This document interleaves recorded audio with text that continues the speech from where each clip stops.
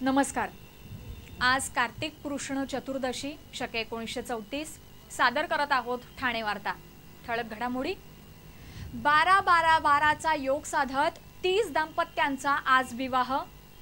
कल्याण डोंबिवली महापालिका क्षेत्रातील पाणी चोरीवर जोपर्यंत कारवाई होत नाही तोपर्यंत बिल न भरण्याचं स्थायी समितीच्या माजी सभापतींचं आवाहन।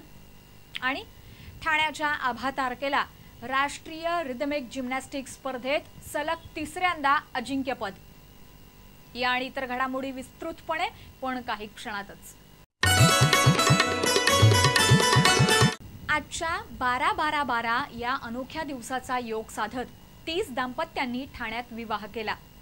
आजच्या दिवशी आयुष्यातील काहीतरी महत्त्वाचं करावं या दृष्टिकोनातून युवक वर्गानं अनेक कार्यक्रमांचं आयोजन केलं होतं।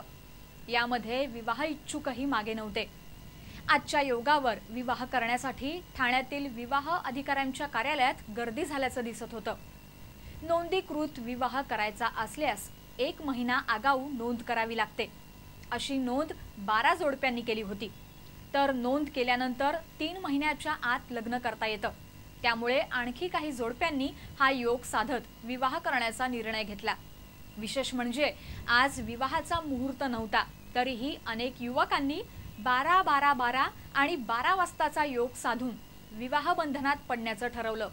त्यामुळे ठाण्यातील मासुंदा तलावाजवळील दुय्यम निबंधकाच्या कार्यालयात विवाह इच्छुकांची आणि त्यांच्या नातेवाईकांची एकच गर्दी झाली होती।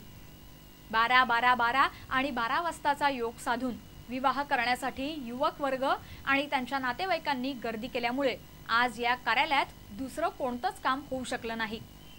आज 30 दाम्पत्यांनी 12-12-12चा योग साधत विवाह बंधनात अडकणं पसंत केलं। ठाण्याच्या आभा तारके हिनं रिदमिक जिम्नॅस्टिक राष्ट्रीय अजिंक्यपद स्पर्धेत सलग तिसऱ्यांदा अजिंक्यपद पटकावून हॅट्रिक साधली आहे। पंजाबमधील फत्तेसाहेब इथे झालेल्या 22व्या राष्ट्रीय रिदमिक जिम्नॅस्टिक स्पर्धेमध्ये महाराष्ट्राच्या संघातून खेळताना आभा तारके हिनं 4 सुवर्ण आणि 1 रौप्य पदक पटकावलं। 10 वर्षाखालील वयोगटात तिनं प्रथम क्रमांक पटकावला। सलग 3 वर्ष राष्ट्रीय अजिंक्यपद पटकावत तिनं अजिंक्यपदाची हॅट्रिक साधण्याचा पराक्रम केला आहे। आभाला फ्री हँड, बॉल, ऑलराऊंड आणि सांघिकमध्ये सुवर्ण तर रिबिन प्रकारात रौप्य पदक मिळालं आहे। ठाण्याची सुवर्ण कन्या म्हणून ओळखली जाणारी आभा ही ज्ञानसाधना विद्यानिकेतनमध्ये 5वीत शिकत आहे। आभा ही सरस्वती क्रीडा संकुलात नियमित सराव करत असून तिला वर्षा उपाध्याय, संजीवनी पूर्णपात्रे आणि किरणमयी गाडगीळ यांचं मार्गदर्शन लाभलं आहे। अखिल भारतीय विद्यार्थी परिषदेच्या ठाणे शाखेतर्फे स्त्री भ्रूण हत्येविरोधात आज महारॅली काढण्यात आली होती। स्त्री भ्रूण हत्या ही देशापुढील गंभीर समस्या असून व्यापक जनजागृती तसंच समाजातील प्रत्येक व्यक्तीच्या संकल्पानं कुठल्याही समस्येवर मात करता येते या उद्देशातून आणि 12-12-12चा योग साधत ही महारॅली काढण्यात आली होती। ठाण्यातील न्यू गर्ल्स स्कूलपासून सुरू झालेली ही महारॅली नौकाविहार, शिवाजी पथ, जिल्हा शासकीय रुग्णालय मार्गे जिल्हाधिकारी कार्यालयापर्यंत नेण्यात आली। ठाण्यातील पीई सोसायटीच्या न्यू गर्ल्स कनिष्ठ महाविद्यालय, एनकेटी महाविद्यालय, ठाणे महाविद्यालय अशा विविध महाविद्यालयातील 300 विद्यार्थिनी या महारॅलीत सहभागी झाल्या होत्या। स्त्री भ्रूण हत्या गंभीर होत असताना समाजाची संवेदनशीलता कमी होत आहे असं मत निकिता भागवत यांनी यावेळी बोलताना मांडलं।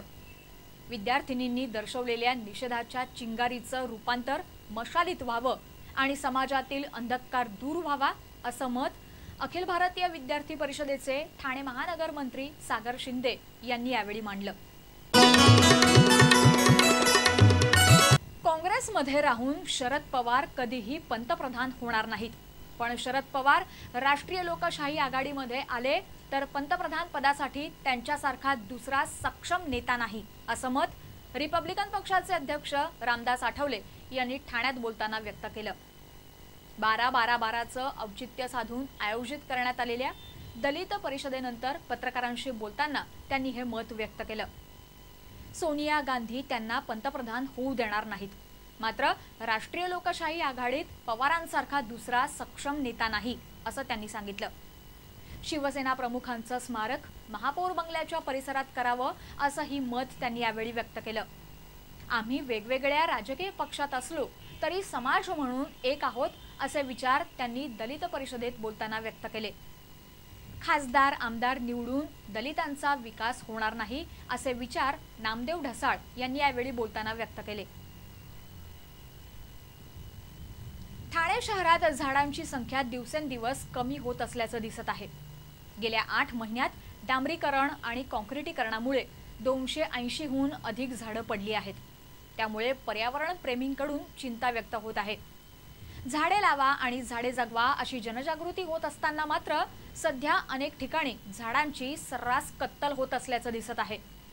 पावसाळ्यात आणि अपघातात असंख्य झाडं तुटून पडतात, पण गेल्या 8 महिन्यात 280 हून अधिक झाडं डांबरीकरण आणि काँक्रिटीकरणाच्या कामामुळे कोसळून पडली आहेत। झाडांच्या खोडात डांबर तसंच सिमेंट गेल्यामुळे झाडांचं आयुष्य कमी होतं आणि झाड पडतं।